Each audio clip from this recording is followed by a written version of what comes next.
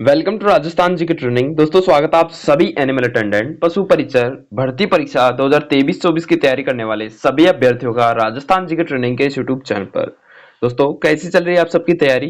मुझे आशा है कि आपकी तैयारी बहुत ही शानदार तरीके से चल रही होगी और दिसंबर में आपका एग्जाम है और इसी के अनुरूप आपको तैयारी को लगातार गति देते रहना है। ठीक है, ऐसा नहीं करना है कि भाई दिसंबर में एग्जाम है तो थोड़ा देर हम रुक जाते हैं और बाद में इसको देख लेंगे। देखने में कुछ नहीं होता दोस्तों, बहुत सारे फॉर्म भरे गए हैं और फॉर्म के अकॉर्डिंग ही अपन को पढ़ना होगा। ठीक है, सिलेक्शन उन्हीं का ही होता है जो लगातार रूप से प्रयासरत रहते हैं। ठीक है, तो इसी तैयारी को चार चांद देने के लिए, जी हाँ साथियों, इसी तैयारी को चार चांद लगाने के लिए, चार चांद देने के लिए मैं आपके लिए अब से रोजाना एक पशुपालन से संबंधित मॉडल पेपर 20-20 प्रश्नों का लेकर आऊंगा। ठीक है, जिससे आपकी तैयारी को और भी ज्यादा धार मिल सकेगी। तो ठीक है, तो चलिए बिना किसी विलंब के आज के इस महत्वपूर्ण 20 प्रश्नों की बात करते हैं।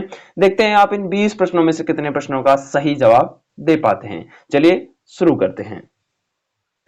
पहला प्रश्न स्क्रीन पे है दोस्तों। पहला प्रश्न क्या कह रहा है, इसको ध्यान पूर्वक से पढ़ना और बहुत ही सरल प्रश्न है। ठीक है, पहला प्रश्न है कि बकरी का गर्भकाल कितना होता है। जी हाँ दोस्तों, बकरी का गर्भकाल आपसे पूछ रहा है। तो बकरी का जो गर्भकाल होता है साथियों, वो ना ही 145 दिन का होता है, ना ही 350 का, ना ही 270 का। यह होता है 155 दिन के आसपास का होता है एक बकरी के गर्भकाल। ठीक है, ठीक है, एक बकरी का जो गर्भकाल है वो 155 दिन के आसपास का होता है। ठीक है, दूसरा प्रश्न है कि पशु गणना 2019 के अनुसार राज्यों में ऊंटों की कुल संख्या कितनी है। तो राजस्थान राज्य में पशु गणना 2019 के अकॉर्डिंग ऊंटों की संख्या कितनी है। तो साथियों ऊंटों की संख्या लगभग 2.12 लाख है। कितनी है, 2,12,000 के समथिंग है। ठीक है, चलिए अगला और इंपॉर्टेंट प्रश्न है। अगला प्रश्न ये कह रहा है, देखिए अगले प्रश्न को देखते हैं कि पुष्कर पशु मेला कब आयोजित किया जाता है। हाँ जी जी, इस प्रकार से भी प्रश्न आपसे पूछे जा सकते हैं कि मेले हैं जिसमें संबंधित ऊंटों या फिर किसी भी पशु की बिक्री की जाती हो। ठीक है, इस प्रकार के प्रश्न भी आपको पूछे जाएंगे कि पुष्कर पशु मेला कब आयोजित किया जाता है। तो पुष्कर पशु मेला आप सबको पता है कि ये कार्तिक शुक्ल प्रथम से मार्गशीर्ष कृष्ण द्वितीया तक आयोजित किया जाता है। ठीक है, ये आपको याद रखना है। चलिए अगला प्रश्न है, अगले प्रश्न की बात कर लेते हैं। देखते हैं अगला प्रश्न क्या कह रहा है और बहुत ही सरल प्रश्न है कि राज्य में कुल दुग्ध उत्पादन में सर्वाधिक योगदान पशु का कौन सा है। मतलब राजस्थान में दुग्ध उत्पादन तो होता है लेकिन सर्वाधिक योगदान किस पशु का है दुग्ध उत्पादन में। तो आपको पता है कि भैंस का ही दुग्ध उत्पादन में सर्वाधिक योगदान है, क्योंकि वैसे तो बकरी तो पाई जाती है लेकिन बकरियों में इतना दूध कहां पे है।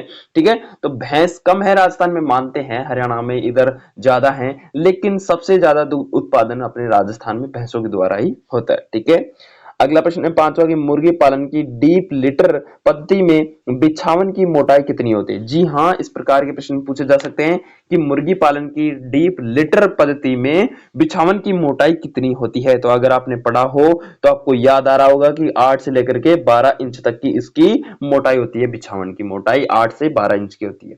ठीक है, गोड़ी में ब्यात की प्रक्रिया क्या कहलाती है। भाई गोड़ी में ब्यात की प्रक्रिया क्या कहलाती है। जैसे बिछावन की मोटाई 8 से 12 इंच है तो घोड़ी में ब्यात की मोटाई क्या कहलाती है, सॉरी प्रक्रिया क्या कहलाती है। ठीक है, उस प्रोसेस को क्या कहते हैं जब घोड़ी ब्याती है, तो उस प्रोसेस को फोलिंग के नाम से जाना जाता है दोस्तों, फोलिंग के नाम से जाना जाता है।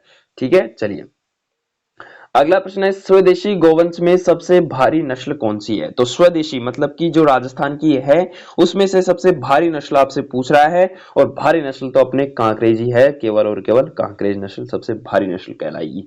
ठीक है, अगला है सुअर के नवजात को क्या कहते हैं। जी हाँ, इंपॉर्टेंट प्रश्न बन जाता है कि सुअर के नवजात को क्या कहते हैं। तो उसको पिगलेट बोलते हैं। क्या बोलते हैं, पिगलेट बोलते हैं। ठीक है, पिगलेट उसको बोलते हैं सुअर के नवजात को।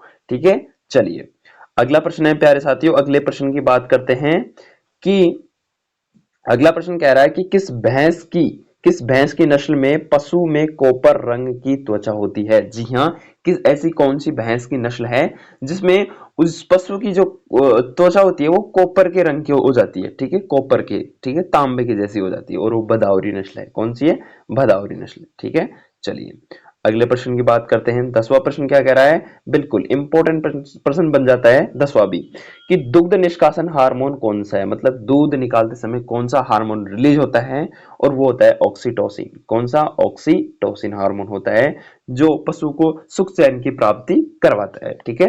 अगला है, गाय में मंद चक्र की अवधि कितनी होती है। जी हाँ साथियों, गाय में मंद चक्र की अवधि आपसे पूछ रहा है, तो वो होती है लगभग 21 दिन तक। ठीक है।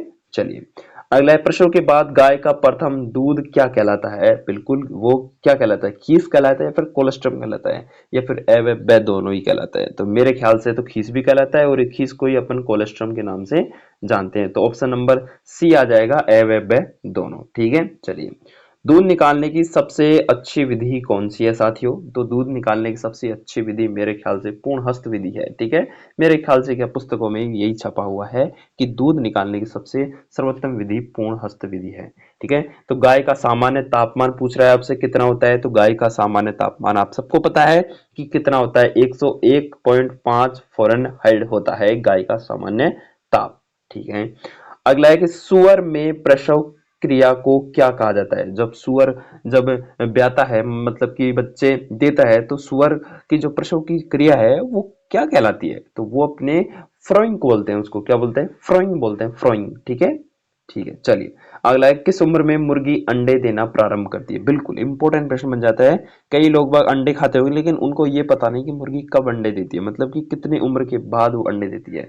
तो मुर्गी जन्म से 22 सप्ताह बाद अंडे देना प्रारंभ कर देती है। ठीक है। चलिए, गाय में कितने थन होते हैं। तो गाय में कितने थन होते हैं, थन तो आप सबको पता होगा, तो 4 थन होते हैं। ठीक है, 4 ही होते हैं। ठीक है। चलिए, अगला है कि घोड़े का समूह क्या कहलाता है। बिल्कुल, घोड़े का समूह को अपन क्या बोल सकते हैं। बिल्कुल बिल्कुल सही सोचा आपने, पैक बोलेंगे। क्या बोलेंगे, पैक। क्या बोलेंगे, पैक। गाय को एक दिन में कितना पानी पीने की आवश्यकता होती है। तो गाय को एक दिन में साथियों 30 से 35 लीटर पानी पीने की आवश्यकता होती है। अगला प्रश्न है कि भेड़ में संगम की क्रिया क्या कहलाती है। तो भेड़ में जो संभंग की क्रिया है, ठीक है, संगम की जो क्रिया है, यानी कि भेड़ भेड़ जब मिलती हैं, कि मतलब दोनों नर और मादा, तो उस क्रिया को किस नाम से जाना जाता है। तो उस क्रिया को दोस्तों टपिंग बोलते हैं। क्या बोलते हैं, टपिंग। ठीक है। तो ये हो गए 20 प्रश्न इंपॉर्टेंट। देखते हैं कि आपके कितने प्रश्न सही हुए, नीचे कमेंट के माध्यम से जरूर बता कर जाना। और कैसा लगा आपको ये 20 प्रश्नों का सेट, नीचे कमेंट के माध्यम से जरूर बताएं। लाइक करें, शेयर करें। थैंक यू, धन्यवाद।